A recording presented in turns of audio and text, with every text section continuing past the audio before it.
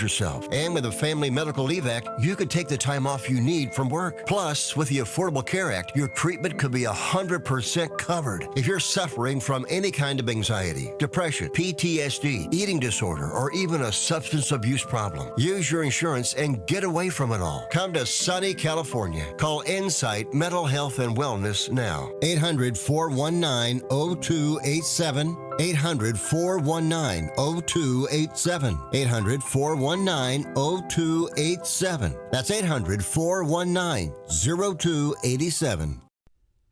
Your hometown radio station since 1949. We are WRMN AM 1410, Elgin time, 12 o'clock. Breaking news at Town Hall. I'm Bob Agnew in Washington. The African Union is rejecting Israel's recognition of Somalia's breakaway region. In Tel Aviv, Israeli Prime Minister Benjamin Netanyahu told Somaliland's president the two countries can work together. Our friendship is seminal and historic. So I'm very, very happy and I'm very proud of this day. And I want to wish you and the people of Somaliland the very, very best there. I think this will be a great opportunity for expanding our partnership. Netanyahu spoke today at the signing of a joint declaration in Tel Aviv. Ukrainian President Zelensky says he plans to meet with President Trump tomorrow in Florida. Meanwhile, Russia's bombardments of Ukraine's capital continue. Into this morning, in fact, the air raid sirens have been sounding off. There are still drones that are coming into Ukrainian airspace. And according to Ukrainian officials, there were some 500 drones that were launched from Russia over Ukraine and some 20-odd missiles as well. The main target has been the capital here in Kyiv. And there has been some infrastructure damage there, and according to the Ukrainian military, there has been damage to some residential buildings here as well. That report from the BBC's Samira Hussain. Economist Steve Moore says the amount of fraud in government-run programs like Obamacare is inexcusable. The fraud rates of these programs can be 10, 15, 20%.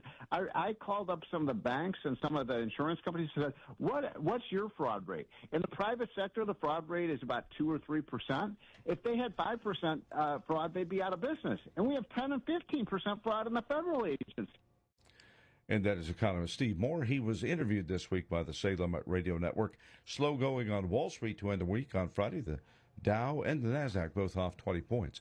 More from townhall.com. Diabetes, high blood pressure, anxiety meds, everyone's on them. If you're a 50-year-old male, maybe a bit porky, and you may even have type 2 diabetes, $1 million of term insurance may only cost you about $200 a month. Call Term Provider. Speak with Big Lou at 800-524-4948. Big Lou will find a term life policy for you even if you have type 2 diabetes, are overweight, or have high blood pressure. Term Provider has helped thousands of people like you who think they can't afford term life insurance.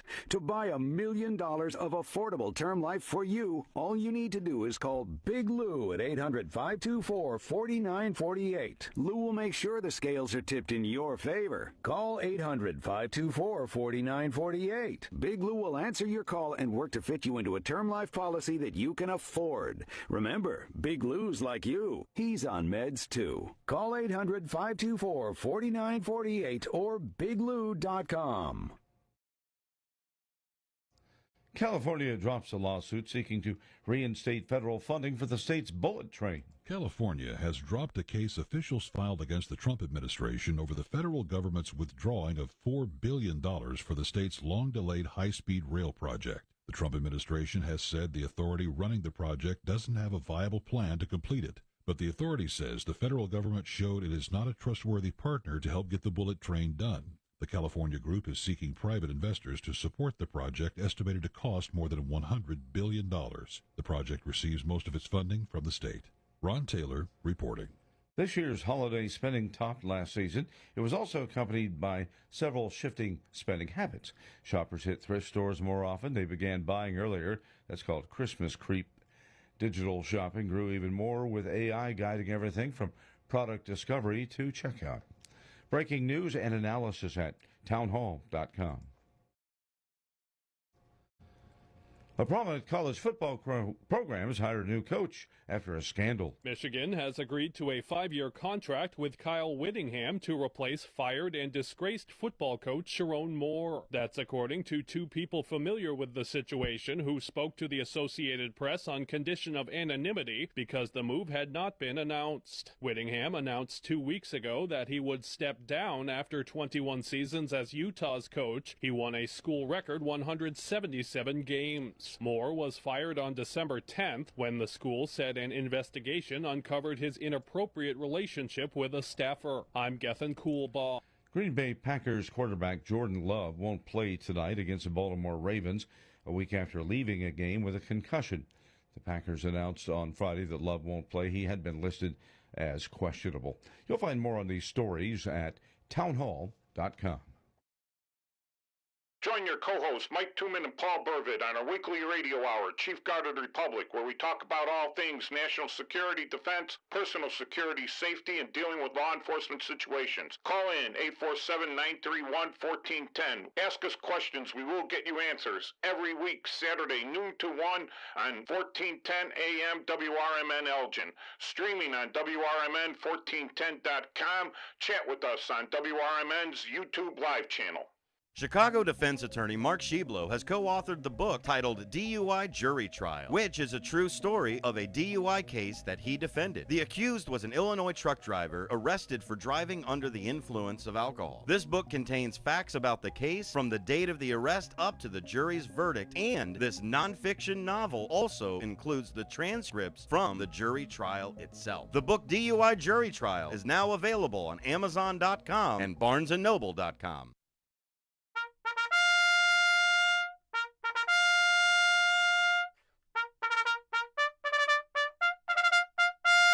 Fix Bennett's comrades, this is Chief Guard of the Republic Radio, Veteran Radio Shout-Out Show with your co-hosts Mike Tooman and Paul Burvid every Saturday, noon until 2.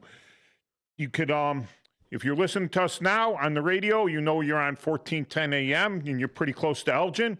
You can stream us on WRMN1410.com, or you could watch us on the YouTube live channel, WRMN Radio 1410 YouTube live channel. The studio number here is 847-931-1410, and our magic text number 505-926-1410.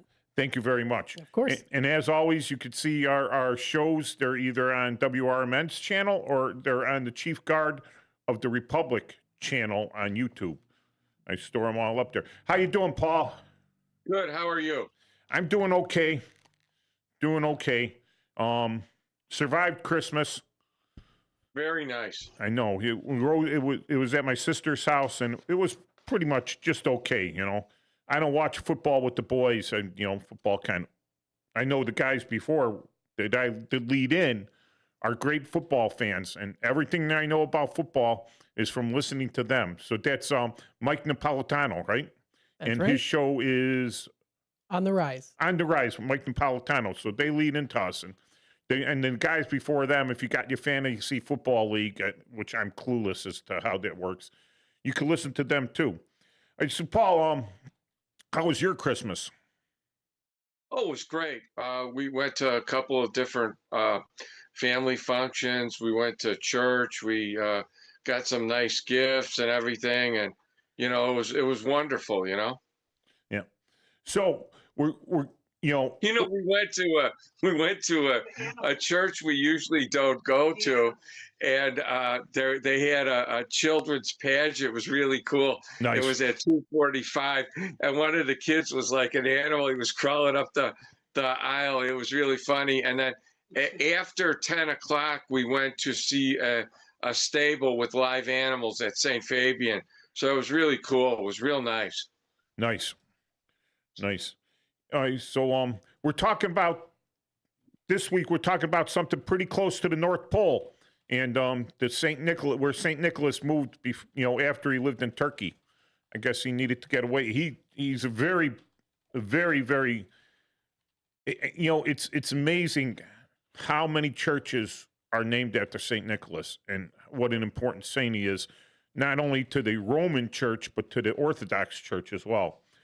But we're talking about Greenland again because during the week, the president named Jeff Landry to be a special envoy to Greenland. Now, he can't be an ambassador because Greenland still falls under the Kingdom of Denmark. So everyone that's screaming about democracies and everything, just remember the Kingdom of Denmark.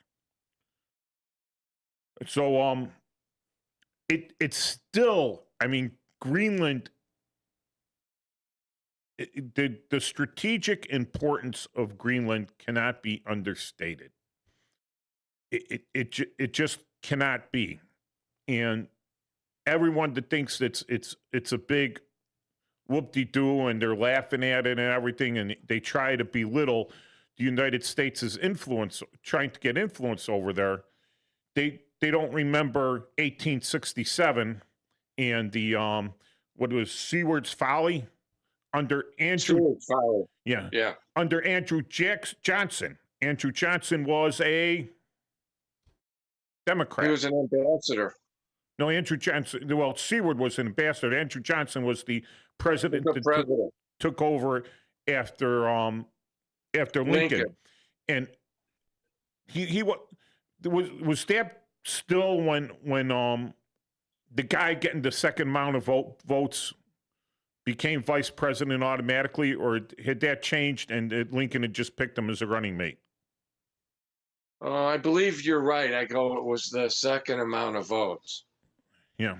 So he was a Democrat, and he threw the millions of dollars at Alaska, and everyone's going, "Oh my God, you just threw this around a frozen wasteland and everything," and everyone was absolutely wrong, absolutely 100% wrong.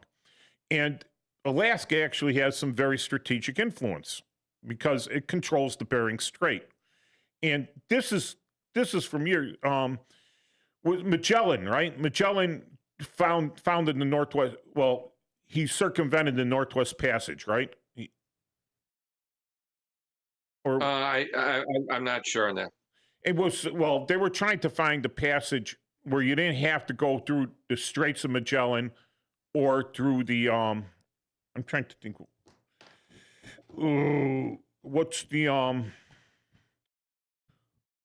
the name when you go around Argentina? Okay, that was Johnson was the second amount. No, that wasn't. It used to be up until 1804. So the 1804 election changed that. So they ran as a ticket. Okay. So Lincoln and Johnson ran as a ticket. Now, who discovered the Northwest Passage? I'll let you know. Go ahead. Keep talking. All right. So this is way before the Panama Canal. So you either had to go all the way around the Pacific around the Cape of Good Hope, which is South Africa. You'd have to go around Africa, or you would have to go through. And I had this written up. I probably still have it on here. Okay, so it was Sir Robert McClure. No one technically, not a single person discovered it because it was a centuries-long quest. But Sir Robert McClure, who died in Sir Robert McClure in an expedition in 1850 to 1854 proved the existence by traversing it partly by ship and partly by sled. And then Ronald Edmondson completed the first full navigation one in another expedition in 1903 and 1906. All right, so since then, since 1903 and 1906, people have gone around there. Of course, this is in the summer months. It's a little hard to do it in the winter months, as there really wasn't powered icebreakers back then. So, and even in the summer months, you're running a risk of if it got a little cold, of getting frozen in. But it's much shorter to go through the Northwest Passage than it is to go through the Drake Passage or the reverse. Let's say you had to go from California and you would go around the Cape of Good Hope and then up to Europe. But if you're coming from the other side, right, then you go through the Cape of Good Hope, because you didn't want to go around the Drake Passage because it's really way too close to the Antarctic Ocean, the passage between the Atlantic and the Pacific there, and they say it's one of the most dangerous passages. It's like you're taking a big risk going through there. So that's why all of a sudden they got the Panama Canal, right? You dug the Panama Canal. That shortened your path. I mean, you cut the world in half. You cut by half, months, halfway. by months. And you could do that year round. The Panama Canal is year round. Then later you get the Suez Canal. And the Suez Canal is year round. That's where you got to go through the Straits of Hormuz. Right? Yeah, to get to that. Now, the thing is, the Straits of Hormuz and the whole Middle East is iffy at best, right? Anytime things can shoot off and then all that traffic gets blocked. They have one, what was that one freighter, the green something or other? It broke down in the Suez Canal. It ran on a sandbar or something. There's all sorts of theories on what actually happened, but it blocked the Suez Canal for a long time, and all that cargo was delayed, or it had to go around the Cape of Good Hope. So now, the U.S. we talked about this in one of our earliest shows. We talked about this because everyone was, we wanted to get the Panama Canal back. The canal zone to be totally U.S. controlled again. And people were, oh, you can't do that. You can't do that. And I'm like, no. Our treaty says if we believe the canal is not being properly maintained or kept open for us because they were overcharging U.S., they were taking advantage of the U.S., that if we believed that it was in danger, that we would use military force, that's part of the treaty, that we would use military force to keep that as an open passageway specifically for U.S. ships. Right? We got a call in. Hello? Hello? Hello? Yeah. Hello. Hey, Larry. Am I on? Hey, how you doing? Hey, Larry. I thought question, guys, okay? And I want to say, guys, great year, and I hope that everybody realizes that Mike and Paul have done a damn good job, and I hope we keep them going, okay?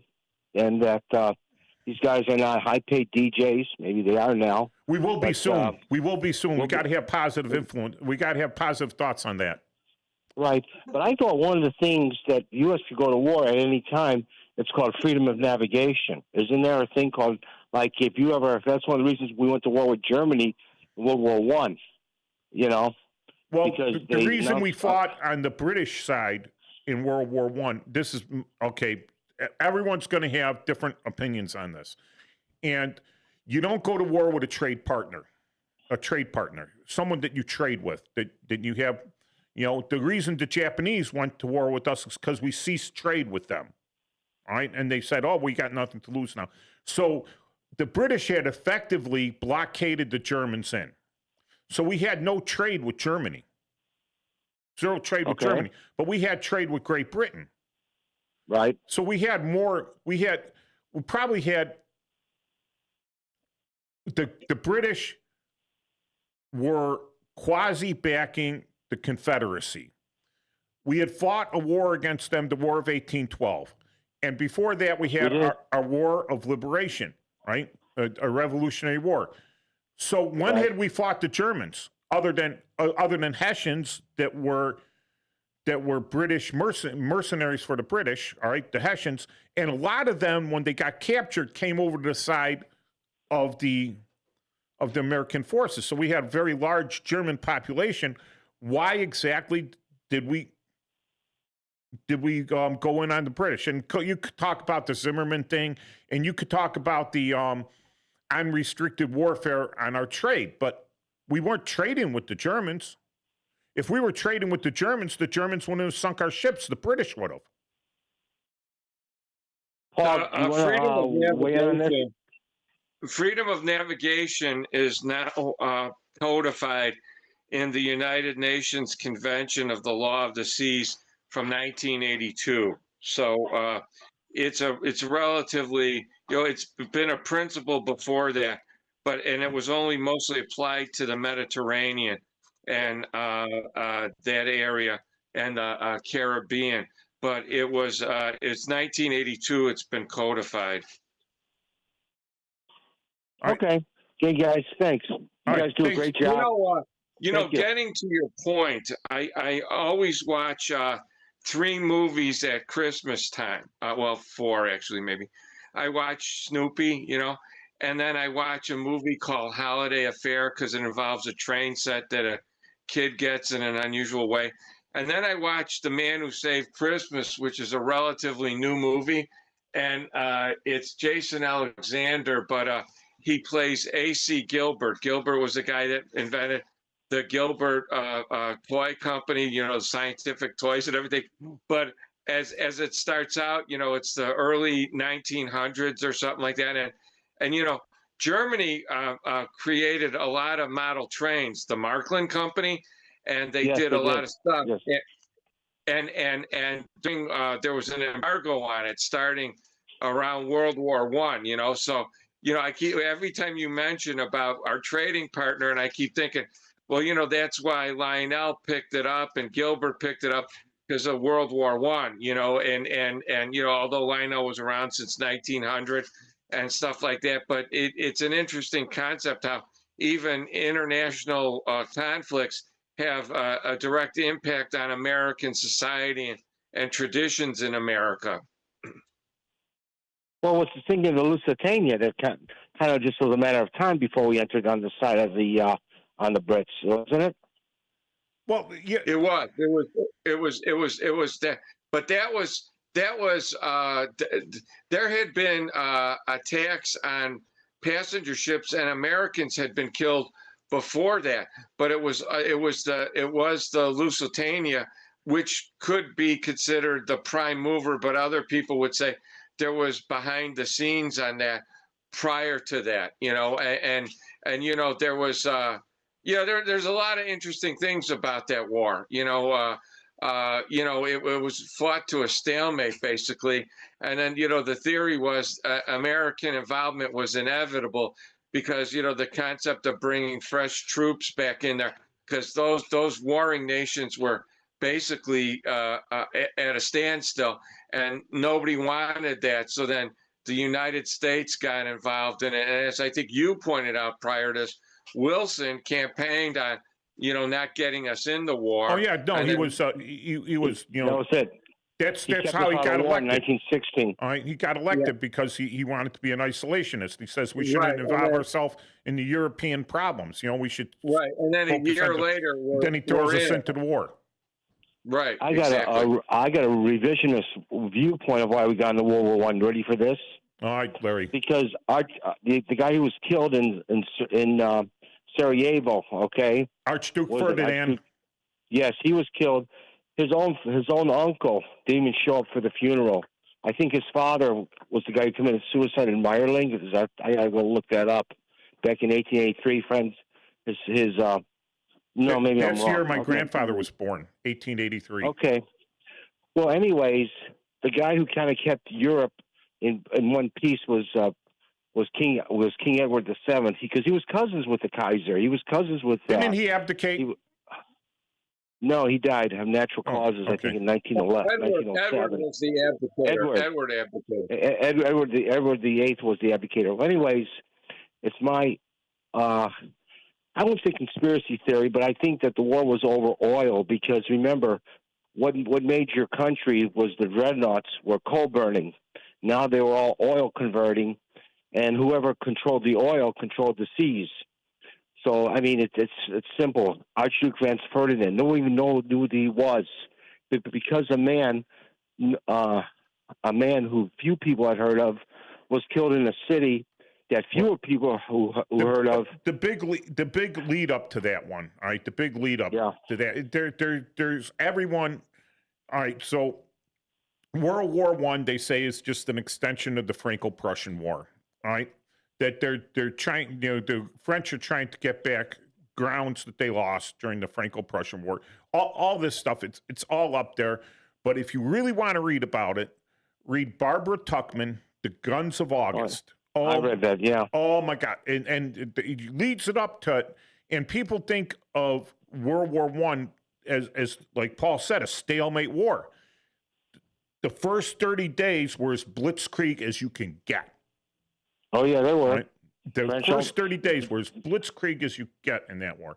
But, yeah, all right, so that, the rite of passage of the sea, all right, for trade, all right, so we're going to go a little circle on this. Look, I get to be a waving monkey again. All the people looking at me doing my radio show. Hi. Tune into 1410 and you can hear me talk. It was the Von Schlieffen, remember? He was a German field marshal who died just before the war. He said that the way to win the war was to not attack the French head on, but go through go through Belgium and Holland, go through Luxembourg, go through those, do a right wheel into the countries. Yeah, because those were neutral countries, and they didn't expect they wanted one thing. All right, there's no such thing as a neutral. There's no such thing as a neutral country. By remaining out of the conflict, you are taking one side over the other. There's it's like a neutron. Well, a neutron has a neutral charge. No, it doesn't. It has a slightly negative charge. Well, it's like Turkey kept out of World War II because they lost everything in World War I. Yeah. All right. So, Matt, I want to segue. Look at this dude here, man. He looks like a dark battle droid. Look at him. Look, I'm pointing right here. Wait, no, this guy, the microphone. Look at the screen. Doesn't he look like a dark battle droid? He does, yeah. I was like, wait, what? All right, guys. All right, so I'm going to hang. You guys done a great job. I'm going to hang up and listen. But thanks, guys, and have a great year. And thanks for everything, Paul and Mike. You're the best. Bye-bye. All right, take care, Larry. Happy New Year. So one, we will absolutely control the Panama Canal.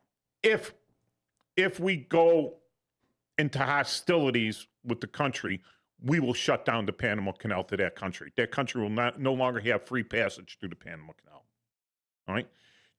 Any of their merchant ships flagged out of that country won't go through the Panama Canal if we're open to hostilities.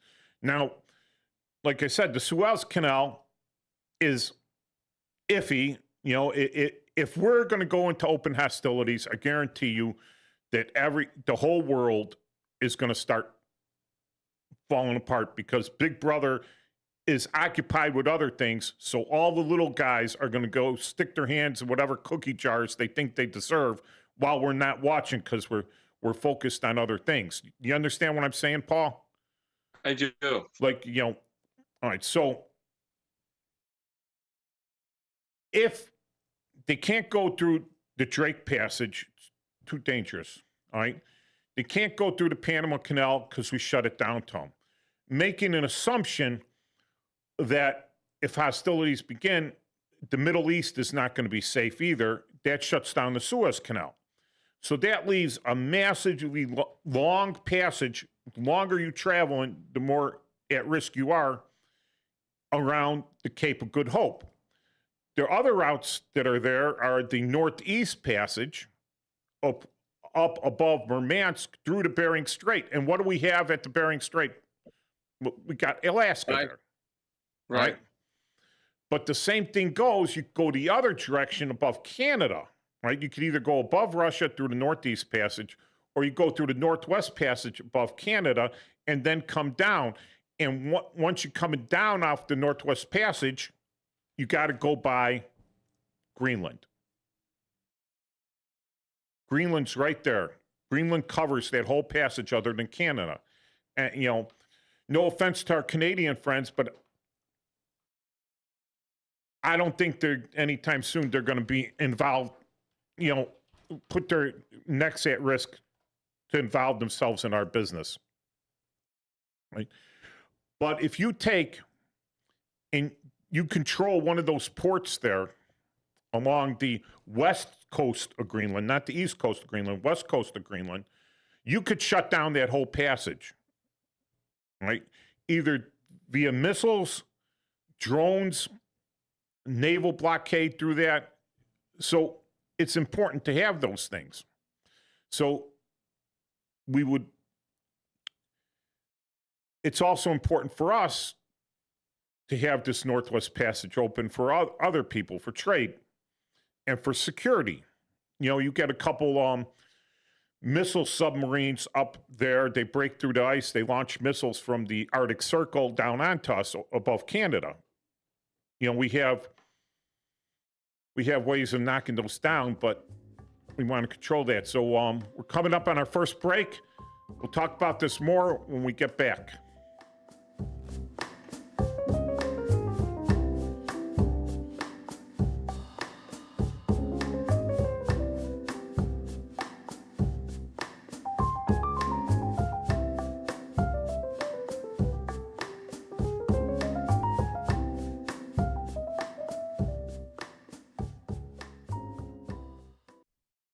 Want to read some action-packed, exciting pulp fiction? Read the works of Michael Tooman, now featuring the international crime thriller, I Married a Bot Madam. Available on Amazon in hardcover, paperback, and Kindle editions. The paperback is also available at other book retailers. Check out Michael Tooman's webpage at Scilink.net.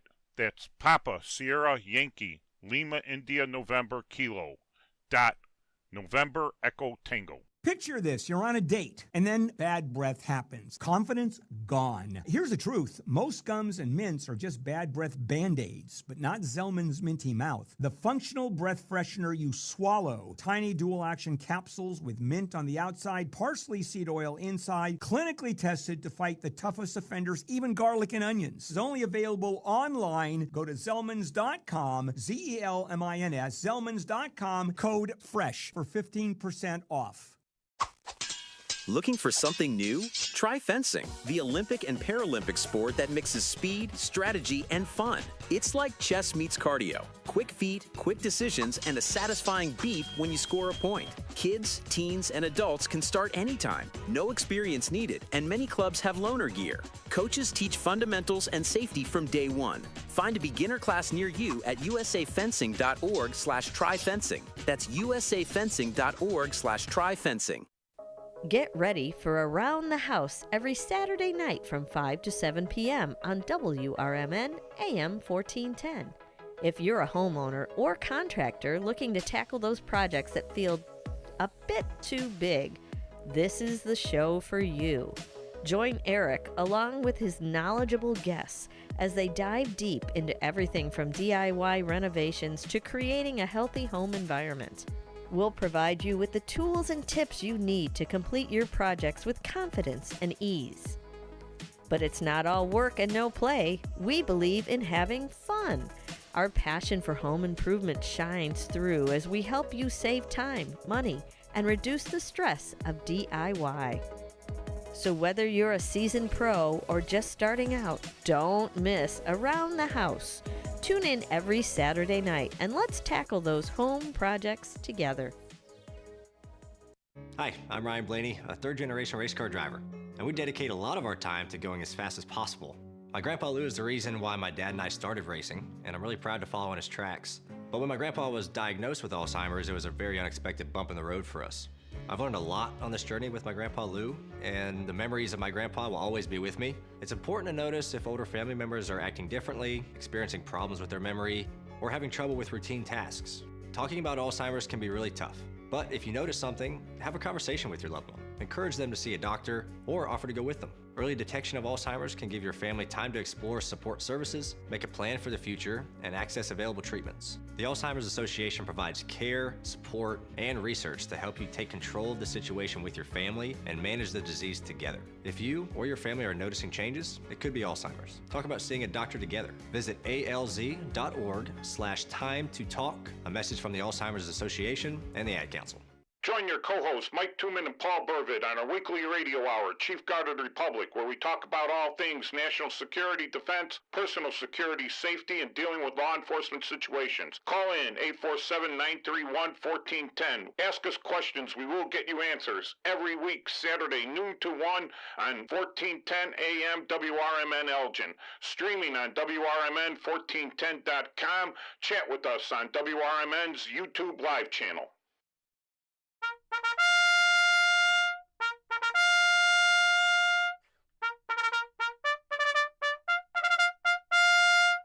Fixed bayonets, comrades. We're back for the second half of the Chief Guard of the Republic Veterans Radio Shout-Out Show with your co-hosts Mike Tooman and Paul Burvid here on 1410 AM WRMN out of Elgin, the Fox River Valley Media Network. And let me give a shout-out to my boys every Tuesday, 9 o'clock to whenever. Usually we're out of there by 10:30. We give people, we have guest speakers for the veterans over at the Dunkin' Donuts Veterans over on just east of Harlem on Dempster, the Dunkin' Donuts there in Niles. So that starts every Tuesday at, here we go, 739 West Dempster. And every Tuesday at 9 a.m. You get there a little earlier, talk there. It's good information for veterans. Give a shout out to them all the time. And my favorite sandwich spot over there, the Blue Box Cafe, which is Doctor Who themed. And I just met a guy in there, Don. He's a new employee. He says he's got to get out of the house and do something. He's a retired middle school teacher, taught history. Good guy, but he was also a 19 Echo in the Army Reserve. So he joined 86 to 90. Now I'm feeling old because, I joined in 82. All right, so, okay, so, hey, Paul, back in 1946, after World War II, what happened about Greenland? People don't know this, but and they don't say it because it's a big joke with our current president, making fun of him for wanting to buy Greenland or whatever. But there was a Democrat president in 1946 that offered the Kingdom of Denmark, kingdom, all right, of Denmark, $100 million for Greenland. And that's World War II 40s money. So Harry Truman offered to buy Greenland from Denmark. Why do you think he would do that? For strategic reasons, for the importance. Navy and Air Force for shipping? Yeah, but you know what? It's like Seward's Folly. Greenland isn't just one big floating ice block, all right? It's not. It's a continent covered in ice. Underneath that continent, and we all know the Pangea. Greenland's ice and Iceland's land. We got that. Yeah. Pangea, right? The great continent. The great continent that was broken up by the tectonic plates, and everything's constantly gliding away from each other. Well, under that time, things were a lot warmer, so you had a continent there. You had things there. So you don't know how much coal is buried under Greenland. You don't know how much oil and natural gas is under there. You don't know. It had volcanic activity, which implies that there's going to be diamonds. We don't know if there's likely uranium in there. There's likely a lot of rare earth metals. And one thing we rely on is China for a lot of rare earth metals that are being mined. And the thing about mining them there, you got to go through 2 miles worth of ice to get to the land. You got to really, this is a lot of ice. But as opposed to the 1800s and when Eric the Red was there in like 1200 or 900 or something, the year 900, we have modern mining ability. We can drill through that ice, make a nice ice cave, and keep going down until we hit the earth, and keep digging out and drilling until we hit pay dirt, gold, silver, but oil, natural gas. There's a lot that could be done there. Can Denmark afford to put industry and infrastructure and a massive investment to get that rolling, to create an economy there? Maybe if they sell a lot more sardines. Yeah, they don't. Right now, Denmark, as a country, the Kingdom of Denmark, the gross national product of Greenland is 30%, 20% welfare from Denmark. Denmark subsidizes them to the tune of $12,000 per person, per capita. The per capita people make about $58,000. 12,000 of that is straight from Denmark. So they're spending $500 to $600 million a year to keep Greenland afloat, so to speak. They only have 50,000 people in Greenland, 50,000. But it's a rough life. It's a very rough life. You got a limited outdoor season, and then everything else is indoor. You got a limited time when you could fish. You got a limited time when you could travel. You got a limited time. There's farming there. They have sheep. They have cow. They have a beef industry. But, it's a very limited time. It's a very rough life. So it takes a special type of person that wants to live there. Right? Like the Inuits. Everything I know about Greenland, I know about through a YouTube channel called Q's Greenland.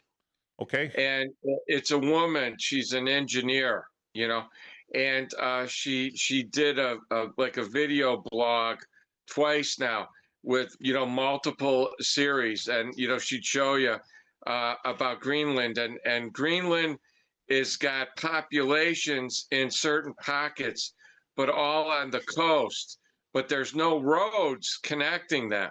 So the travel's either by sea or it's air. And you are totally a lot of times correct. It's helicopters, because correct. They don't have a landing strip. Right. You are correct that there's only approximately 50,000 people there. And they just recently they've got a new international airport at one of their cities, but they are subsidized a very large amount from Denmark, but they're semi-autonomous, okay? And they don't like that either. They don't want to be part of Denmark, and from what I've gathered, they don't want to be part of United States either. But there's no way that they could do it, and that one of the things they do is they imported reindeer, and then they use that, for hunting, and they have a population of that, and they do fishing, and you're right, they do have a large Inuit population. In fact, a lot of the people in Greenland are traditionally Inuit, and it's really kind of interesting because it presents a unique set of problems all the way around, Well, the unique set, okay, so how many troops do you think a container cargo ship could carry if all they were doing was carrying troops?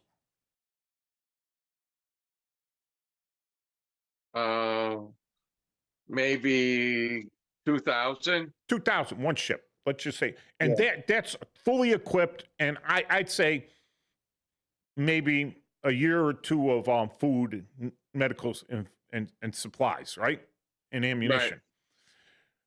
So I take 2,000 people and I land 2,000 troops, and boom, one container ship, I offload them there and I take over that port. Which I could do, right? Mm. Now, instead of having a untrained, non-military civilian population there, I have a highly trained, highly disciplined, highly armed 2,000 military dropping off that one container ship into that port. What's it going to take to get them out of there now? Way more than 2,000. Oh, yeah. No, it's going to take a large, and seaborne. I'm talking about people just docking that container ship and walking off. But if you're contesting that landing,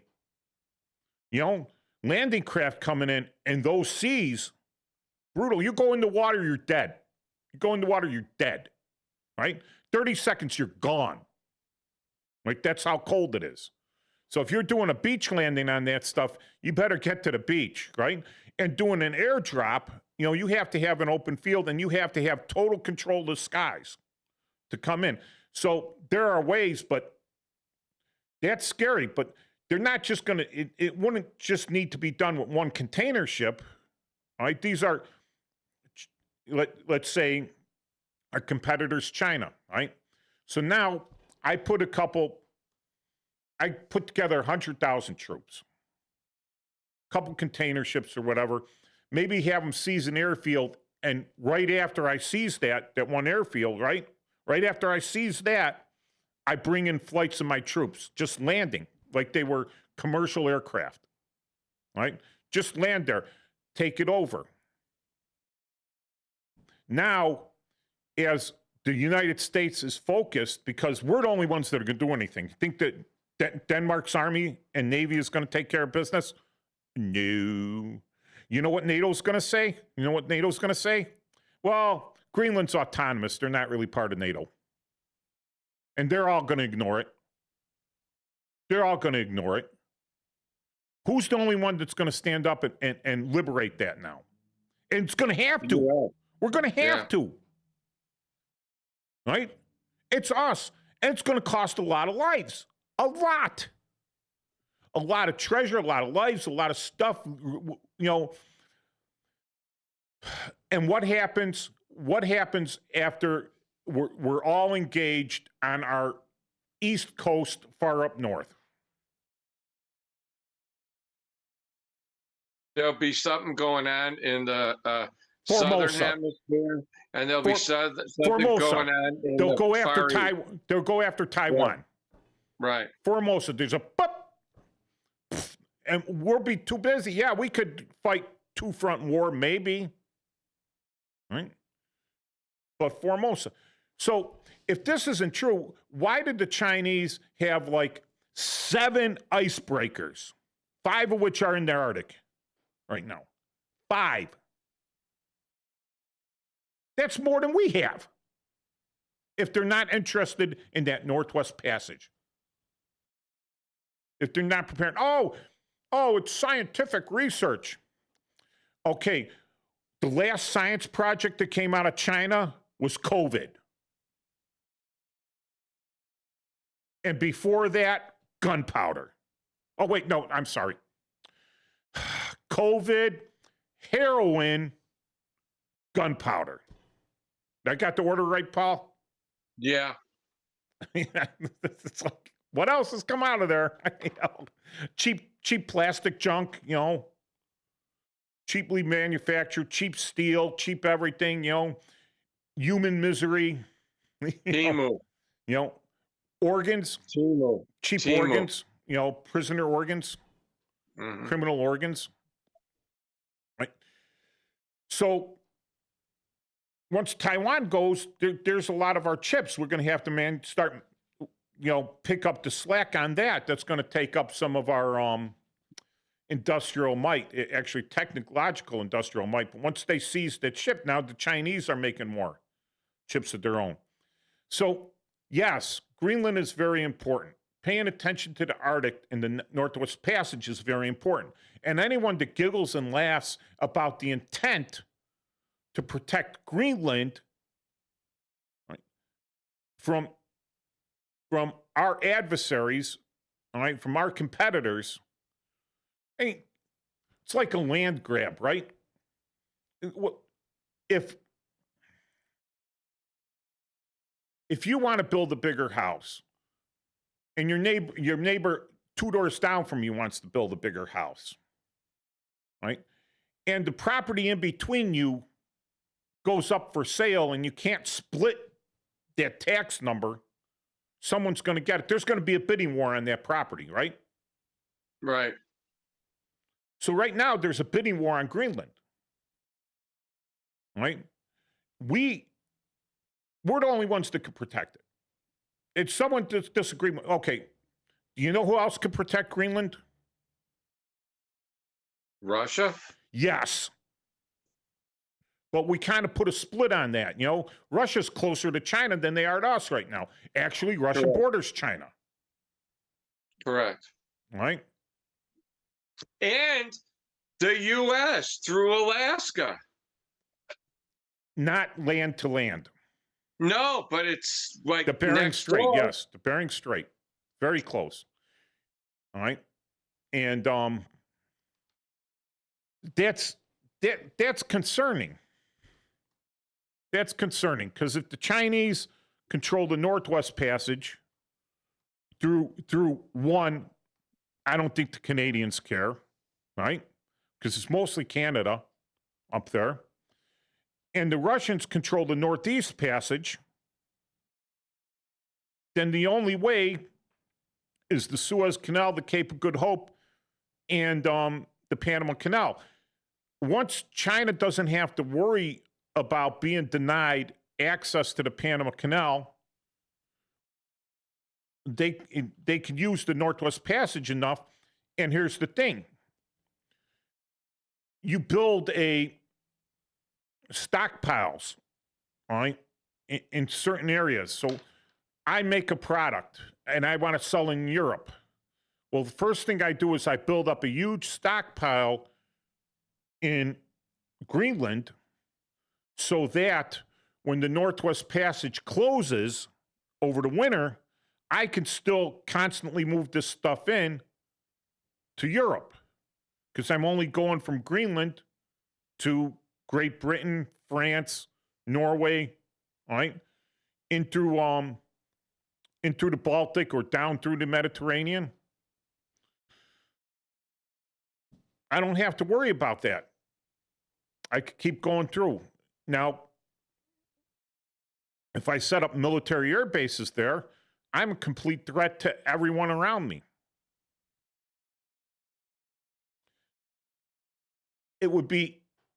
It's wiser for us to occupy or to encourage them to join with us. Hey, when did Alaska and Hawaii become states? Both of them in the year 1959. 59. That's interesting. 50. Okay. And they were territories of the United States long before that. They were the last two states. Before that, the last state before that was the state of Arizona. Yeah. 1912. So Greenland became a Danish province in 1953. A province, right? And they received home rule in 1979, all right? And they have autonomy. Now, this is key from what we're talking about before. For us to accept, for us to bring something into our fold, right? Something into the United States, that we couldn't just like seize part of Mexico and say this is now the United States. Before, maybe, but not under our current laws, right? That area would have to have autonomy. That area would have to request that the United States take them in. Then we would have to vote on whether to bring them into the United States. Now, I don't have the best, sharpest memory, but it's in the Constitution. We talked about this before. Right? So Greenland does have autonomy. All right? Have they asked to come into the United States? Well, I think that's why we got a special envoy there now. They recently had a vote, and they said, I believe, that they did not want to do it. That was like 9 months ago or a year ago, I think. And I think that's I think that it's Trump is trying to get ahead of the game with this on any kind of next vote or anything like that. Yes, because what did the people of Greenland, what was publicized to them? How were they psyoped one way or another? Everyone likes using that psyop thing. But there's an influence on it. You know, do they receive both sides of the argument? Or did they only receive one side? How is their press working? How is the Danish press working? How is the Kingdom of Denmark giving them information? How is the BBC giving them information? How are our U.S. people giving them information? If you're getting U.S. from the East Coast broadcast news, right, or CNN, or any of the other big legacy networks out there, and you're getting it in Greenland, you're seeing 99% of one view. That's influencing you, right? Hey, it's an election, right? But that's what happens. If the press goes out there and intentionally influences and intentionally weights the information to one side, they are no longer the press. They are a political entity. They are weighting the information to one side. They should be a fair and balanced. Well, here's the pros and here's the cons of each side. And if they do due diligence and they said, listen, we can't even find any pros about this, that's how bad it is. That's how bad it is. Like drinking gasoline. We cannot find pros to drinking gasoline. It's bad. It's really bad. We're going to give you both sides of you can drink. It's a liquid, but it's really bad. It's going to hurt you. I do not condone drinking petroleum products. Not at all.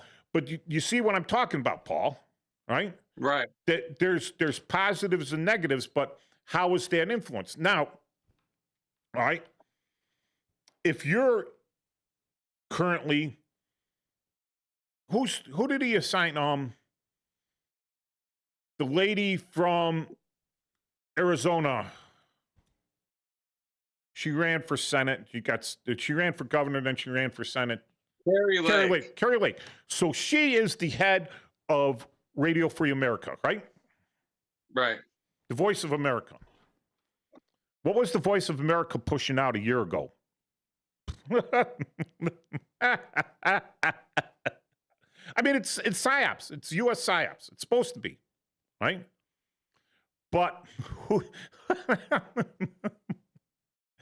do you think's sitting in those positions saying what's going to say over the air? And political people. Yeah, but which way do you think they lean? It depends on who's in office. Well, not all of them, because they don't just change the regime at Voice of America every 4 years or 4 to 8 years, right? There's guys that have been working there the editors that have been working there forever. They cross regimes. But it seems like you should be apolitical. If you're in that, okay, boss, what do you want me to say? Well, I don't really agree with it, but you're the boss. Out it goes, right? With the same fervor as if I had agreed with it, because I'm working for the regime. I'm working for United States policymakers. You get where I'm going with this?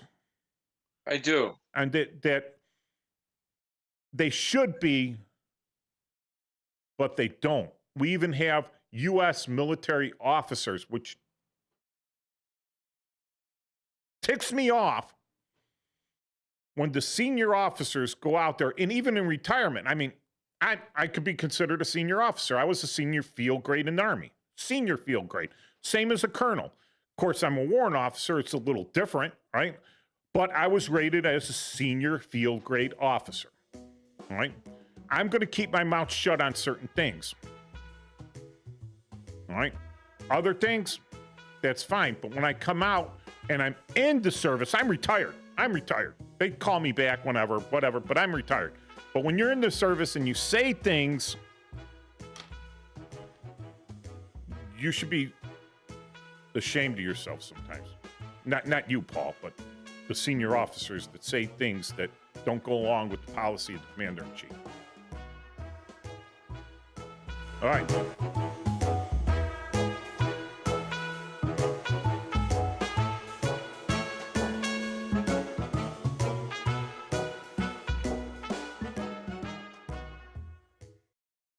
Want to read some action-packed, exciting pulp fiction? Read the works of Michael Tooman, now featuring their international crime thriller, I Married a Bot Madam. Available on Amazon in hardcover, paperback, and Kindle editions. The paperback is also available at other book retailers. Check out Michael Tuman's webpage at silink.net.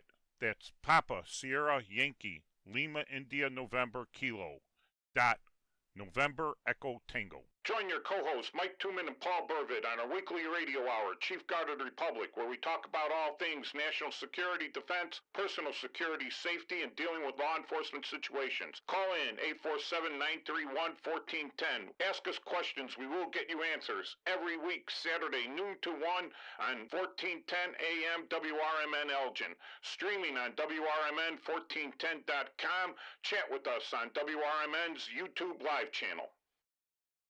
Your hometown radio station since 1949. We are WRMN AM 1410, Elgin time, 1 o'clock.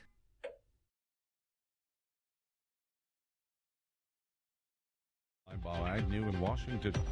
The U.S. economy grew at a surprisingly strong 4.3 annual percentage rate in the third quarter, the most rapid expansion in 2 years. Economist Steve Moore is a longtime critic of tariffs, but he says President Trump's trade policies are bearing fruit. Some of the trade deals, many of the trade deals that he's been able to negotiate have been fantastic. We're talking about well over $1 trillion of foreign investment coming into the United States. Moore made his comments at the Salem radio network. As holiday retail shopping draws to a close, the economy is driven by customers who continue to spend in the face of ongoing inflation and despite some fears stoked by those tariffs. But right now, the big focus is returns in many stores. 17% of holiday purchases will be sent back this year. More retailers are reporting extended return windows and increased holiday staff to handle the rush this year. A major driver for returns is uncertainty. When we buy for other people, finding what they want is a bit of a guessing game. Online purchases have higher return rates because finding the right size and color is tough when you're just staring at images on a screen. That is Bill Alexander reporting. Heavy storms slammed Southern California this week, producing the region's wettest Christmas in years. Manny Simpson is a Wrightwood, California resident of 14 years and says even though they've had their problems there, he's not going anywhere. We like it here so much we're never going to move no matter what happens. We've had to evacuate 3 or 4 times, and we've been through it all, and we're still here, so we're not moving. Meanwhile, in New York, in New York City, folks are shoveling out from a winter storm that dumped around 4 inches here, but up to 10 inches in the Catskills. That is Julie Walker reporting. On Wall Street on Friday, the Dow and the Nasdaq were both off by 20 points. More from townhall.com. Coverage varies by plan. View contracts and exclusions at endurancewarranty.com. If you're driving a car or truck with an expired warranty and suddenly lost your transmission or needed a full engine repair, would a $4,000 repair bill leave you stranded? I'm Danica Patrick. Don't get caught off guard with a vehicle breakdown. Choose the company I trust. Endurance. No matter the mileage, if your vehicle is less than 20 years old, Endurance offers auto protection plans for any budget. Protection on the drivetrain, electrical, transmission, AC, and more. Plus 24/7 roadside assistance and rental car reimbursement on any plan. Endurance handles everything, from making the claim to paying the certified mechanic of your choice. Act now and get 1 full year of elite benefits. A $2,000 value, free. Call for your fast free quote today. Call 800-291-0628. That's 800-291-0628. 800-291-0628. It's that time of year again, as correspondent Julie Walker reports on the historic New Year's Eve ball drop preparations as the nation is preparing to usher in its 250th anniversary. This New Year's Eve in Times Square will offer even more at midnight. It's the combined kickoff to America 250. Rosie Rios is the chair of the organization. The ball is going to glow red, white, and blue right after the countdown. For the first time ever, there will be a second wave of confetti. It will all end with America the Beautiful. In celebration of the start of America's 250th anniversary and a year of getting all Americans to participate in the largest year of service. We are making 2026 the largest year of volunteer hours ever aggregated by our country. Julie Walker, New York. You'll find breaking news and analysis at townhall.com. The Kansas City Chiefs have announced that they'll be leaving their longtime home at Arrowhead Stadium for a new dome stadium to be built across the Kansas-Missouri state line. The announcement came shortly after a council of top Kansas lawmakers voted unanimously inside a packed room at the state capitol to allow the state to issue little more than $2.4 billion in bonds to cover about 60% of the cost of the new stadium, a new training facility, and retail and entertainment space. The Chiefs intended their $3 billion stadium project to be built in Kansas City, Kansas, near the Kansas Speedway and a retail district known as the Legends. The area included Children's Mercy Park, home of Major League Soccer club Sporting Kansas City, and Legends Field, the home of the Kansas City Monarchs minor league baseball team. Bernie Bennett reporting. Venezuela's ambassador told the UN Security Council that U.S. operations, including strikes on vessels and drug boats, are part of what he called an extortion campaign by the United States. More from Town Hall. Looking to buy or sell a home in Chicagoland? Need trusted legal help with real estate, evictions, or estate planning? Turn to Guthrie & Brady, the happy lawyers serving the greater Chicago area since 1965. With over 50 years of experience, they handle titles and deeds, foreclosures, landlord-tenant issues, wills, trusts, and more. Appointments available evenings or weekends at their Roselle office or right in your home. Call Guthrie & Brady now at 847-524-1215. That's 847-524-1215. Or visit gnblegal.com. Guthrie & Brady, personal, professional, affordable legal services for all of Chicagoland. The happy lawyers since 1965. That's gnblegal.com. Or 847-524-1215. Guthrie & Brady, trusted legal help made easy, fast, affordable, and experienced. Call today.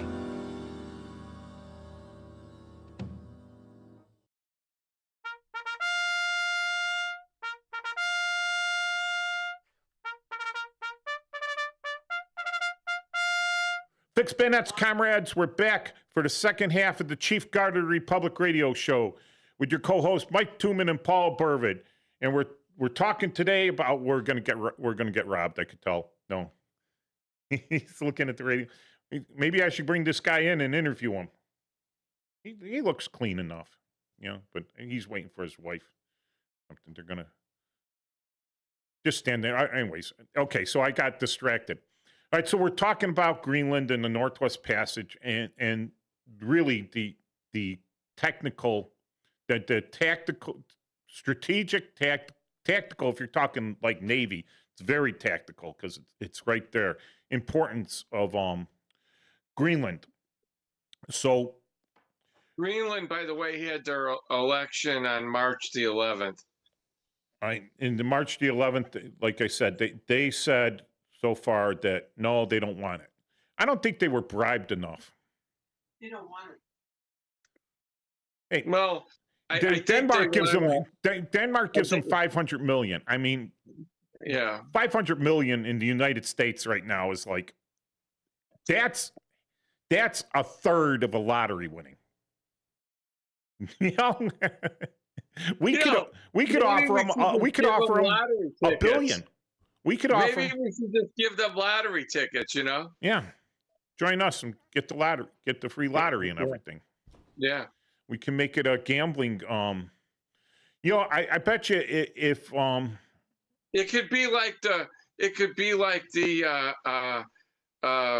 Monte Carlo of the North. We should bill it as that. You know what I'm saying? Think of the casinos you could build up there. Oh yeah. Casino under ice. Entertainment venue. And the outdoor concerts with the lasers under the aurora of the Northern Lights. Yeah. Yeah. Well, you could carve out the world's largest igloo casino. We could. The ice is 2 miles thick. 2 miles thick. So you could carve like have a mile high dome made of nothing but ice, right? Which is kind of self-insulating. You get some geothermals in there, and the ice on the inside melts, right, and forms more ice, and it forms an insulating layer, and you have the geothermals heating the whole thing up, and that's what I'm talking about. We have the technology, the industrial might, the industrial will, right, to start exploiting the natural resources under the ice in Greenland. I don't think any other country is close enough and has the ability to do that. We would be able to do it, our industrial night. The Chinese would love to do it, but we would definitely contest them coming in and trying to set up bases there. But one thing is, even though they have autonomy under the Kingdom of Denmark, you know, when everyone says democracy and everything, I'm just going to go Kingdom of Denmark. The only foreign military base in Denmark or its provinces is It used to be the Thule, Greenland, United States Air Base, but it's been renamed recently. Yeah, the Diddelvik Space Base. So the Thule was near Diddelvik, and you know when President Trump created the Space Force, right? They took over a lot of the Air Force's missions and a couple of the Air Force bases. So they have a very cold base up in Diddelvik, Greenland, and then they have a very warm base down in Florida. So you go either or, right? But that's the only military base. No other foreign country has one. They don't have any. The only time a foreign military comes is by invitation, and it's not like a permanent thing. We have that base, and that's probably because why not? Back in 1945, who was going to say no? And I think we had that base during the war. We had bases set up. It acted as a weather station, I believe. Greenland and Iceland is weather stations. And also, we weren't supposed to be, quote, in Iceland. That was supposed to be a neutral, right? But we had combat aircraft there. You know, anti-submarine, anti-ship. You know, it's supposed to be weather, yeah, but they're conducting patrols, looking for stuff. So no one's calling in and saying we shouldn't have Greenland. I'm not saying. As we're talking here, something triggered something, and Larry probably would understand this better than I would. You know, especially when you're talking about this. You know what would be frightening if they had commercial submarine traffic over that area. Now it would be very expensive. Area.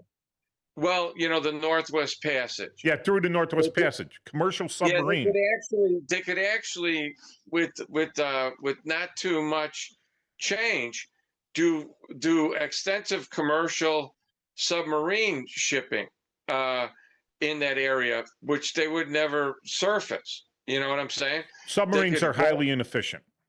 I understand, but you know, the Japanese tried it, and so did the Germans to a lesser extent. In World War II, they were able to bring that 163 Comet from Germany to Japan. Yeah, Demi 263. Yeah, in a or was it Hinkle? HE 263. It was a Hinkle. No, Emmy 163. Emmy was the 262. Was the dual jet engine. Yeah, no, this was the Interceptor. rocket plane. They used it as a kamikaze a couple times. Yeah. Well, but you know, it's frightening to think of. You know, if you had a boat as big as a nuclear, you know, missile launcher, you could fit some good cargo in there. Things that, you know, banned items and stuff like that. So that's something I was thinking about. It could be really strange, you know.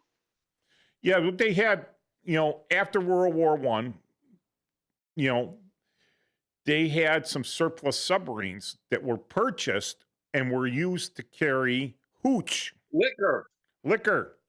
You know, yep. banned liquor from Canada to the United States. So President Kennedy's father was involved in that, Joe. No. No. I think I heard. Yeah. I heard things. It's possible. It is possible, but at least politics, dynasties and everything. The dudes went to war, and not like war correspondents in Vietnam. They were like a PT boat. That's brutal. That was short-lived. Those guys were short-lived. They had a very low life expectancy.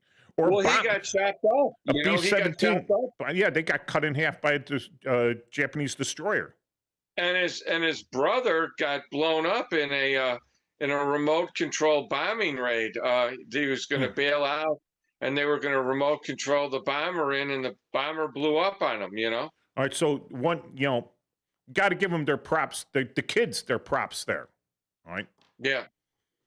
But the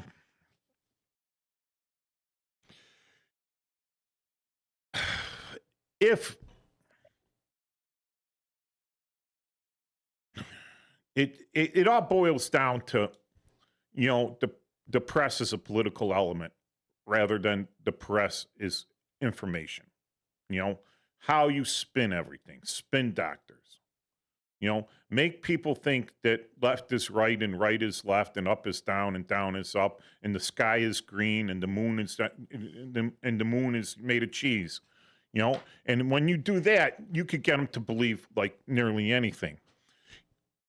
But the people that are spinning this, they really don't. They don't think of the secondary and tertiary actions of their spin. Well, you know what the problem is, and some guy, because I asked something once on a question on the internet. Problem is the media doesn't do their job. They don't do the who, what, where, when, why, how, and they only do what was handed to them. They don't dig under the surface. They don't ask, who benefits what, where, when. And you show me how a system's organized, I'll show you who benefits what, where, when, why, and how, and they don't do that. They want to be the first one with the story, and they don't care, what story it is, just so they got it, So, Paul, after World War II, how much of Lend-Lease was paid back? Well, we're still getting some of it. But virtually none of it, really. Yeah. All right. So it cost us more than everyone else. Not so much in lives. Yeah, in lives. The only one that seized U.S. territory were the Japanese, and they seized the territory of the Philippines, which we, set aside. They also made inroads into some of the archipelagos up in Alaska. Well, yeah, the Aleutian Islands. Kishka and Atu, specifically, right? And what they did to the Inuits there, that's a war crime. If I ever get another dog, it might be a husky, and I might name him Atu. I always thought about that. Those are probably the dogs that are only more hyper than a Malinois. Right. If you could cross a husky and a Malinois, that would be interesting. Yeah. You could power the world. Put it on a treadmill. That's right. And oh man, I lost my. All right, so here's the kicker, right? Is that Denmark knows that if anything happens to Greenland, they don't have to do anything. We'll take care of it without even being asked. And they'll go, oh, whoa, whoa, whoa, whoa, whoa. And then after they'll go, okay, you saved us, now get out. Oh, how much did it cost you? Well, better than costing us. We're a small country, you can't afford that, get out. So they tell us we go to war for oil, right? Really? Trillions of dollars of oil in Afghanistan. Trillions of dollars that we spent there. in Iraq. What do we get a benefit out of it? A good feeling, a warm feeling that we're trying to, bring peace and love and, quote, democracy to the world by putting the most corrupt people in charge? Because I think the most corrupt people love democracy because it's easier to bribe people to vote for you. Right. So if you could bribe 51%, you win your democracy. Then you stop paying them because you're in power. Right? But they know. Denmark knows, right? Canada knows. They all know. We don't have to worry about it. Now, what happens if all of a sudden the Chinese drop into the autonomous province of Greenland and takes over their major ports and everything? And we do nothing. Oh, Denmark will come out and say, hey, that's NATO. You got to come help. Right? But the rest of Europe will say, nah, that's Greenland. That's not NATO. It's like, honestly, that's the problem. So where do we get the benefit out of them knowing that we're protecting them? Denmark isn't sending us $500 million for being there, just for being there. I bet you a significant part of their gross national product, the gross domestic product, is the fact that we're paying to lease that base up there. I don't know, what's in the Pentagon's budget for leasing the Diddlefix space base. How much is funding the government in Greenland? That's what gets me. We do stuff like build the Panama Canal. We got some benefit out of it. Get rid of Norwega. All right? Now get out. We built the canal and you're overcharging us to use it, and it took a threat of us seizing the canal back for them to say, oh, did we mismanage this? Is that what we put on the receipt? Oh, we'll just move that decimal point over again. I'm sorry, it's just a flaw. Our calculators are messed up. Sorry that we overcharged you for 20 years. Really? We have a comment. We got a comment? It's on the text line. Dennis, oh, nice. My brother-in-law was stationed in Greenland during the Vietnam War in the Air Force. Cleveland Dennis. Yeah, that would have been at Dole Air Force Base. I bet you he had some stories of the cold. But I tell you what, he was probably taking care of the Air Force. The difference between the Army and the Air Force is the Air Force likes its people. They treat the people pretty well. They had the best mess halls, man. They had great housing for their people and everything. But, they put all their money into providing you good living conditions, a decent job, decent training, all right? Where the Army puts all their money into paying you bonuses so you don't leave because you don't want to be treated terribly for another 3 years. So they pay you enough money so that you stay. Whereas if they gave you better housing, treated you a little better, they wouldn't have to pay all those bonuses. But that's arguments for another time. But yeah, it's what the only thing I think that would solve the problem, and this is we have to really put it's almost been like being an occupying power. Denmark, right? The German, there wasn't almost not a shot fired when the Germans went through. They talked about Poland falling in 30 days. Well, it took them 4 weeks to drive the French and the British off the coast, right? Those were two countries fighting them. Poland held out longer than France held out, right? Then you get Denmark, which, just got overrun completely, right? And then they kept their own government in place till 1943. And then the Germans said, well, we can't let this happen anymore. We're going to have, we're going to take over more of your production and everything, the means of production. And that's when their government walked out. But World War II, the estimates of the loss of Danes, they call them Danes, right? 6,000. You know, I just found 6,000. something out. I just found something out, and I'm really sad about it. You know, there used to be, we used to have a much larger presence in Greenland with the DEW line, but the DEW line was deactivated in 1993, and it's automated, and most of it's been withdrawn back to Canada. So we actually had radar outposts in Greenland in that area, and we had much more of a presence up there. And the radar is because they're so far north, you'll have a little bit more warning when those missiles come over the pole. Because you can't see, okay, not going to apologize to the flat earthers. It's round, all right? It's round. And you can't see you got to get up really tall to see over that pole. And then you're not going to really see over it. You're just going to see over into space. You're not going to see around, all right? You can put a telescope and you're not going to see around, all right? It's not flat. You're not going to see, you can't sit in New York at the top of the tallest building in New York, look out the telescope and see London. You can't. You can't get that tall to see over the curvature of the earth.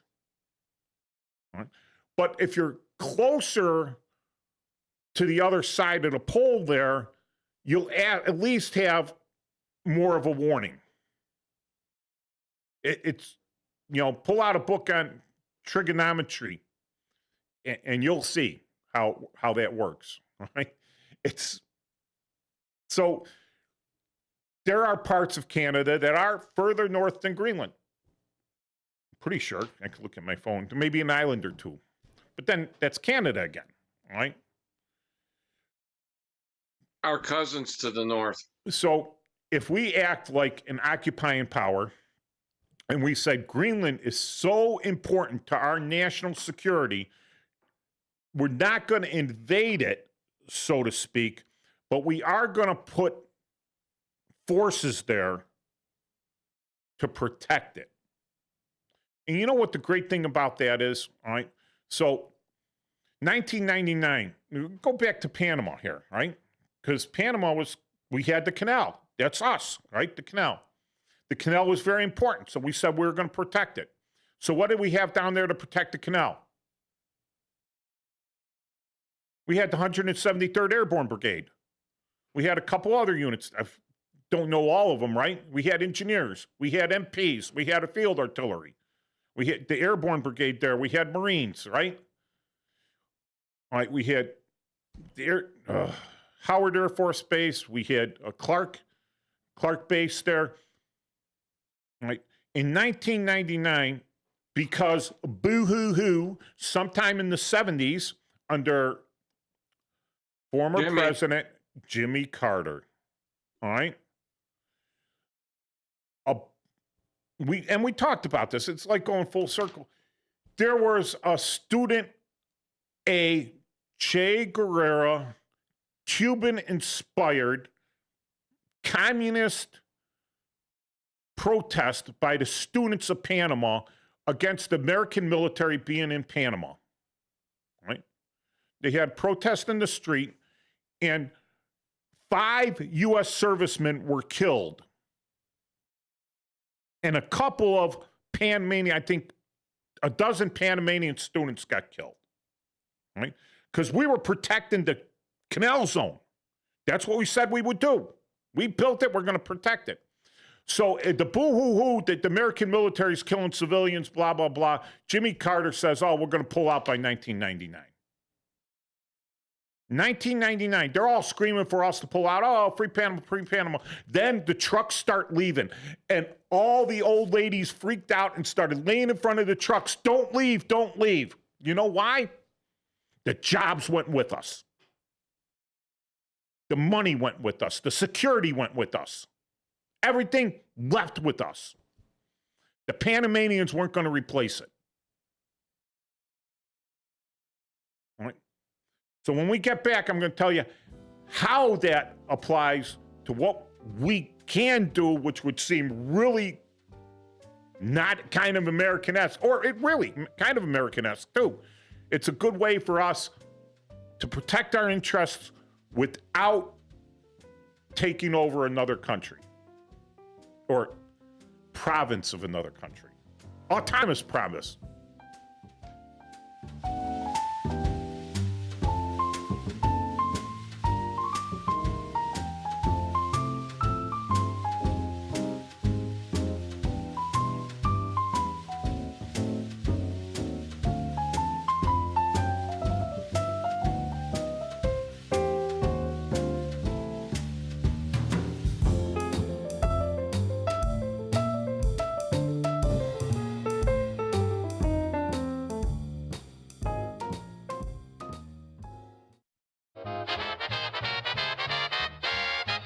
Kick off your weekend with a little flair. It's Dino's Night Out, every Friday from 2 to 4 p.m. on WRMN 1410 AM. Dino brings you the best of the Fox Valley's entertainment scene. Live music, local artists, street festivals, great eats, and the personalities behind them. If it's happening, Dino's talking about it. And bringing the spotlight is none other than the legendary Arcada Theater, located at 105 East Main Street in St. Charles. Catch dinner, drinks, and a show, all under one historic roof. So whether you're making plans or just love to know what's hot, make it a date with Dino's Night Out, Fridays, 2 to 4 p.m. on WRMN 1410 AM, or stream it live at WRMN1410.com. Dino's Night Out, powered by the Arcada Theater, where Fox Valley comes to play. Is diabetes keeping you from enjoying life's special moments? At US Med, we understand the challenges you face, and we're here to help. With US Med, I can finally manage my diabetes without it managing me. US Med offers a wide range of services to simplify your diabetes care. Personalized care plans, convenient access to cutting-edge diabetes tech, and knowledgeable support. Plus, we'll check your insurance so your diabetes care may be covered at little or no cost to you. With US Med, I feel confident and control of my diabetes. I can finally live my life to the fullest. Don't let diabetes hold you back. Choose US Med and experience better birthdays, better adventures, better anniversaries, and better everything. Call now. US Med. Better service. Better care. 800-785-1673. 800-785-1673. 800-785-1673. That's 800-785-1673. When I never graduated from high school, I realized I wanted to go back to school because I didn't want to work these back-breaking jobs the rest of my life. With the help of my father and having my son, that was all the motivation that I needed to come back to school.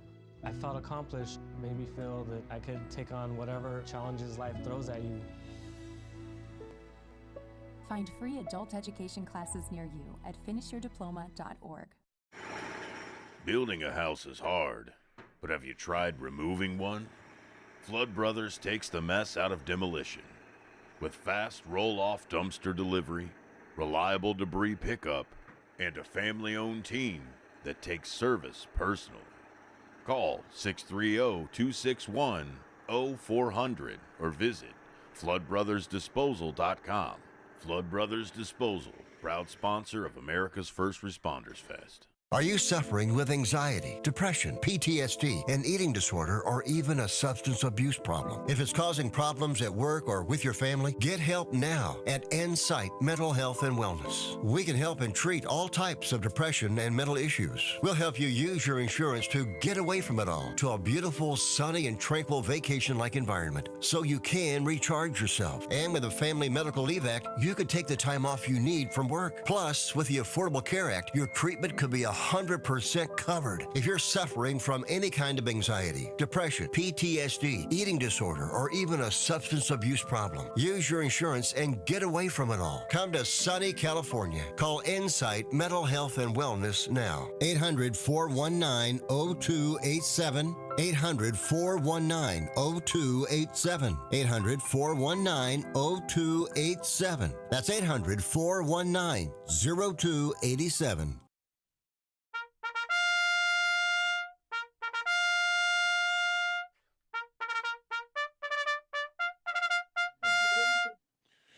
Fixed Bayonets, comrades, we're back with the Chief Guard of the Republic radio show with your co-hosts Paul Burvitt and Mike Tuman every Saturday noon until 2. I can't wait for the 4th of July because that's on a Saturday. And that's going to be the show of shows. Definitely, I'm definitely going to be here. You know, they might be doing a parade and everything. Maybe we'll live broadcast from the parade. That'll be pretty cool. All right. That's 6 months from now, over 6 months from now. But I'm looking forward to it. I should be around for that. The phone call-in number here is 847-931-1410. Our text is 505-926-1410. Of course, you can stream from WRMN1410.com, or you could stream it on the YouTube live channel. If you could see me now with my, this is like the negative image, so I got to be careful. I'll point with my buddy, the dark. Like, this is the Darth Vader version of a battle droid from Star Wars. This is the Darth Vader of the battle droids, right there. That's what I'm going. Vader droid. It's Vader droid. He's one of our co-hosts now. I'm going to get him a name tag. Vader droid. So anyways, yeah, you could see all of our old shows. And I'm going to have to dial back. I'm going to go back and I'm going to find the Panama thing that we did. The Panama and Greenland thing we did was probably at the beginning of January or February last year, like a year ago, because that's when it initially came out. And double check everything that I've been saying here, so I'm not wishy-washy on what I've been doing. But the one thing we could do is, I guess, we can press Denmark. Well, I guess two things. We could press Denmark to say, hey, listen, you're not spending enough of your NATO money. Remember, they're supposed to have like 3% of their gross domestic product, and they're supposed to have 3% of that money, and they're supposed to spend it on their own defense. I mean, they got, I believe, 9 frigates, and that's less than, I think, 100,000 tonnage total. You know, it's like one of our aircraft carriers, one, right? But that's the warships that they have is frigates. They don't even have an icebreaker. Denmark doesn't have an icebreaker. So, you know, Greenland, where's your icebreaker, right? The Russians have them. We have some. We're behind the times, and we got to split our icebreakers between the Northwest Passage and Antarctica. But we're still behind the times. The Chinese are making better and better. I didn't look up Japan. Japan's probably got some icebreakers in there. But I know Russia has them, right? But what is Denmark bringing to the table in defense of Greenland? And like I said, if you were to push Greenland, like, okay, Greenland, what are you going to do, you know, if someone invades you and the United States says they're not going to help or just ignores it? What are you going to do? Well, you're going to get out. There might be a few Inuits who are very good at the field, you know, working the field, in the field, and they probably very good shots, hunters and everything, and they kind of blend in. They know where to hide and everything, but there's total population of 50,000. So what is the total number? 60% are Inuit. So I'll cut that down. Who's got the rifles? You know, they're designed for hunting. They're not designed for fighting, because you don't really bring an M16 to kill a polar bear. You probably have to empty the clip into it, magazine into the polar bear to stop it. You know, you want to have something that's going to put that bear down one time. So it'll be a heavier rifle when it carrying so much. But the Finns did a great job, didn't they, Paul? Oh, yeah. We were just talking about the Finns before. They fought pretty hard with basically hunting rifles. Right. You know, so depends on what you do. But what are they going to do? You put that fear of God into them. You counter PSYOP, You counter PSYOP, and you say, hey, you need us to protect you. You need us to protect you. You don't want us? The trouble is, everyone knows we have to. So they get it for free. They get it for free.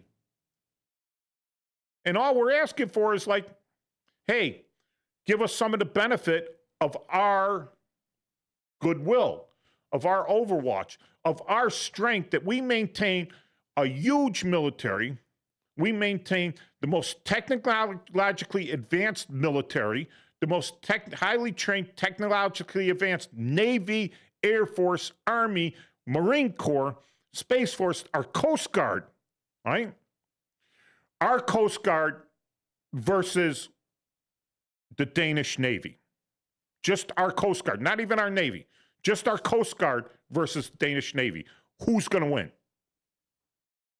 Our Coast Guard. Oh, we'll cream them. We'll cream them. That'll be it. You're gone. All right. So if we put military bases, small contingents, right, at every major deep port city there, deep port city that you get a cargo ship into, as a deterrent. So that when you try to unload those 2,000 forces, you have a contested landing. Right? You don't dock that ship until we're sure it's not filled with it's not filled with a couple thousand Chi-Coms. Is that too out of reality? No. To believe that they could do that? And you were talking about submarines. Yeah. And when, submarine carry a 40-man special operations detachment. You know the type of damage they could do to a town that only has like 1,500 people in it?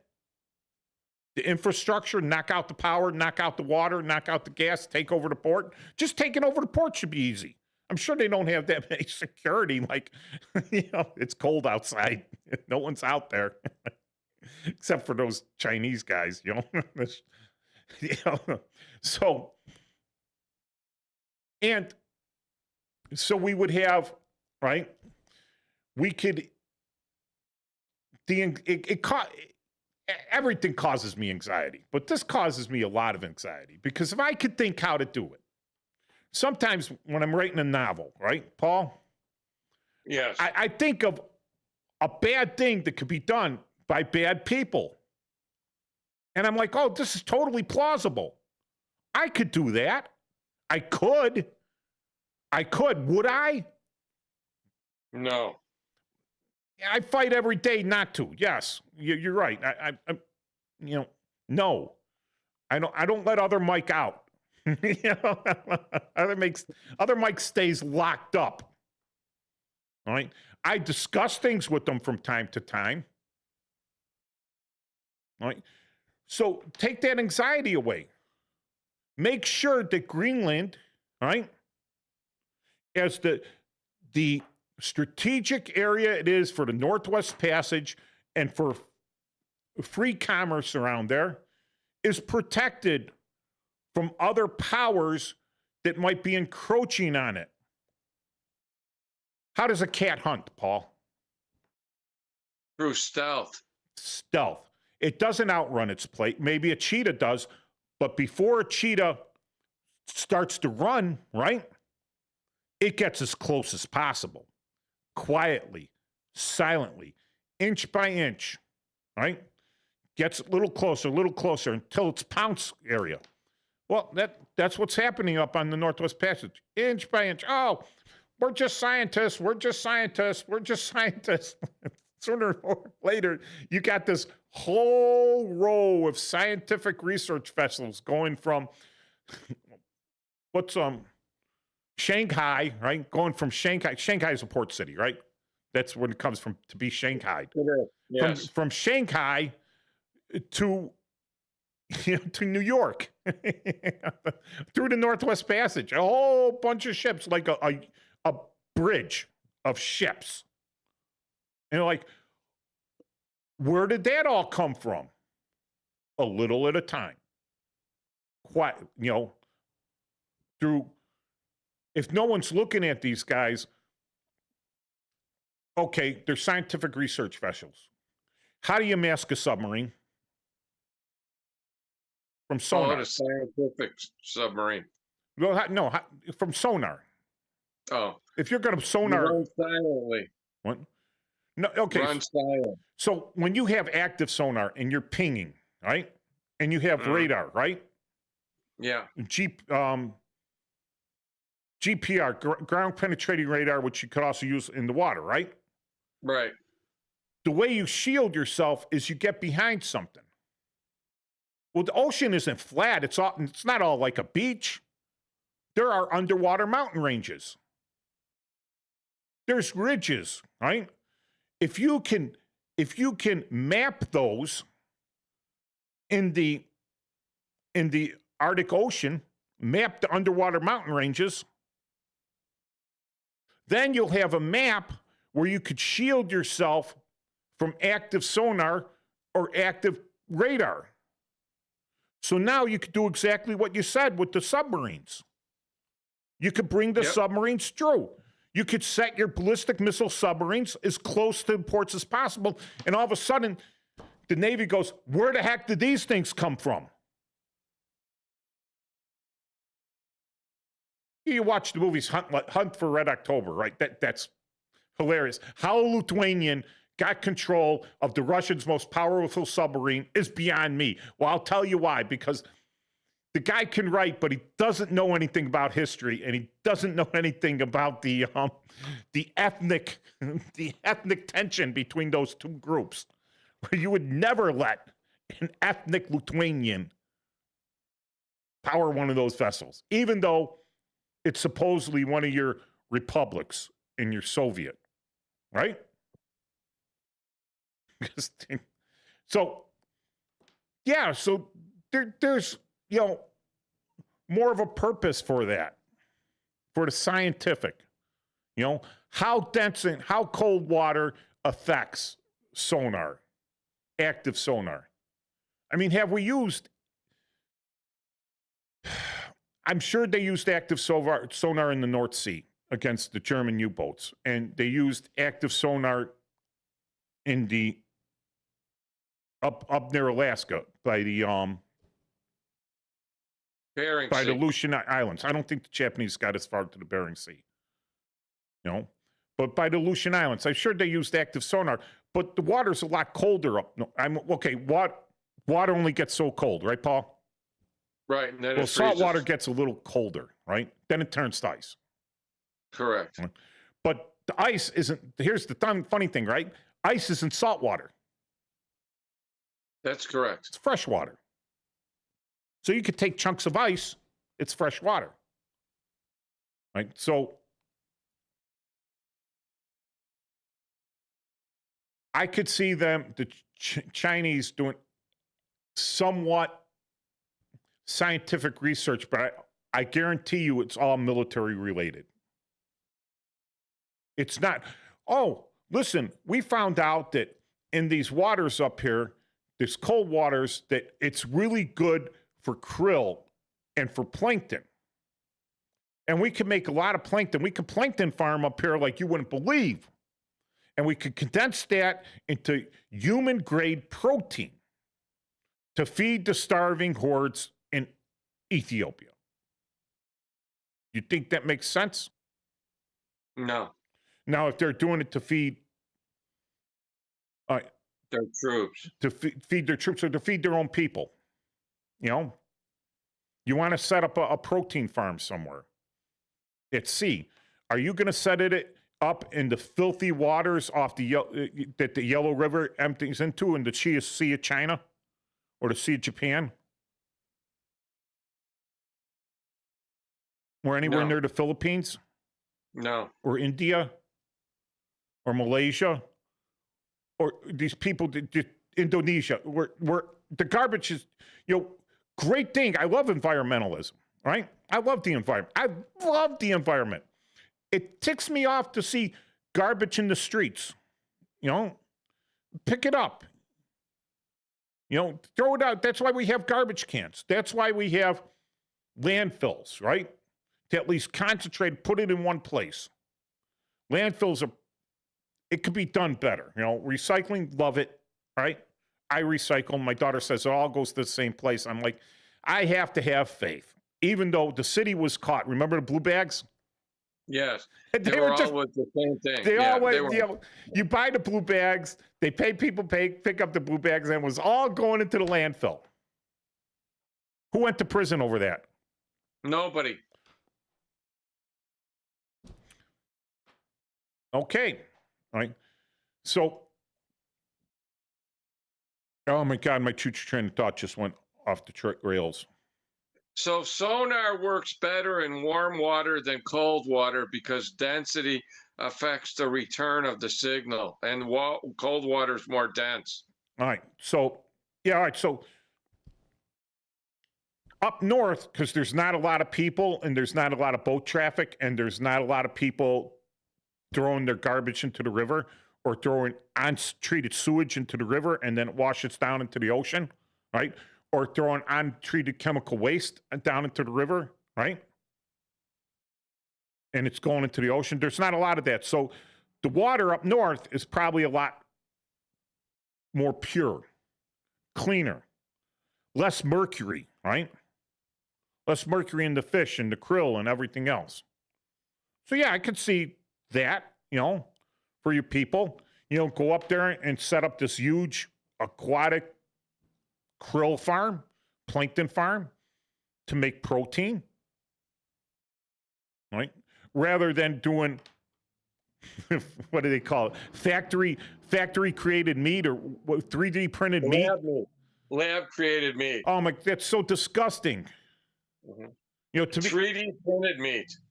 What they do, they're taking stem cells, and they're like, here's a stem cell of muscle tissue. It's orange. We'll put it here. Here's a stem cell of fat tissue.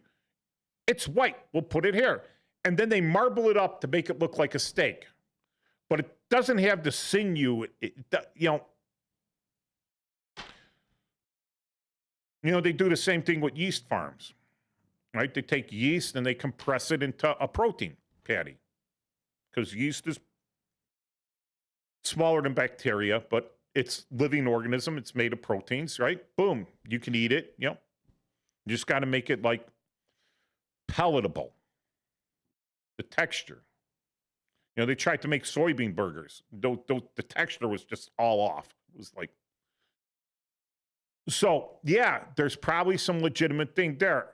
I don't see them doing it. They've been up there for how long now? I haven't seen one krill patty come out of there to market. I can't believe, like I said, what were the last scientific discoveries to come out of China? COVID, heroin, and gunpowder. There you go. Yeah. So, yeah, people are going to be I wish people were angry at me and call it being angry. You got any finishing words, Paul?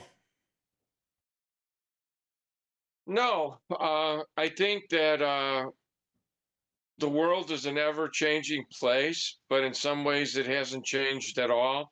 I mean, you mentioned, the guns of August, which is great. They've always said unless you remember history, you're doomed to repeat it, and we don't seem to remember it anymore. And it's also said in the Bible, the more things change, the more they stay the same, and there's nothing new under the sun. So everything we have now, we've had before. We just don't realize it because we don't know it. Yeah, it's all there. But again, when they make fun of the Greenland thing, they don't realize that one of their heroes, Harry S. Truman, wanted to buy Greenland first. So what was wrong about? I want them to come out and say what was so wrong about that. I wanted to say how Harry S. Truman was. You won't get an answer on that. Yeah, was so wrong, right? Was so wrong, right? And set precedents. Oh, there's nothing there, or it costs too much, and everything, and then say, hey, what about Alaska? Everyone thought the same thing, but it's a great place, you know. It's got wilderness. It's got endless. It has like 1% of it has been exploited.